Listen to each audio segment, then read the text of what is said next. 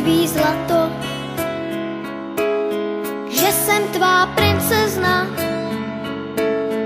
poklad tvůj beze dna. Říkej mi, táto, že jsem tvá pohádka,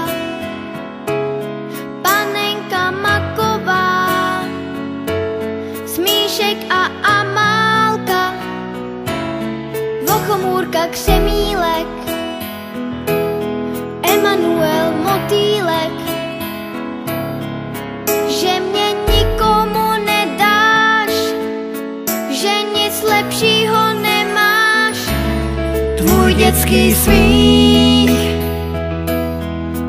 ať v nás na pořád zůstává, vždyť dětský smích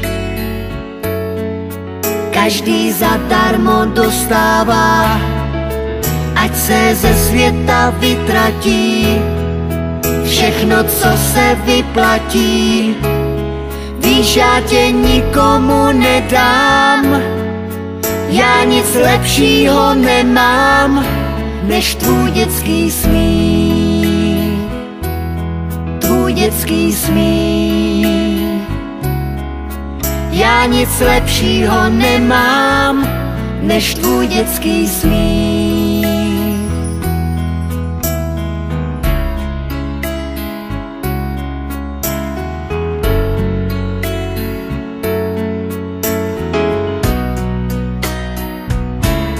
Říkej mi, princezno, že jsem princ pohádky, co přijel za tebou na pořád na svátky. Já byl bych bez tebe, už na věky bez sebe.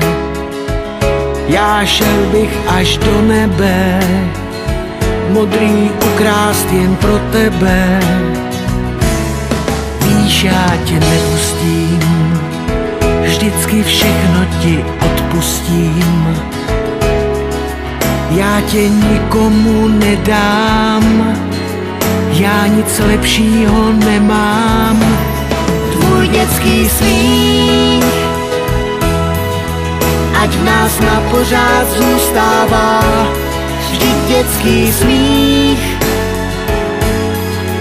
každý zadarmo dostává. Ať se ze světa vytratí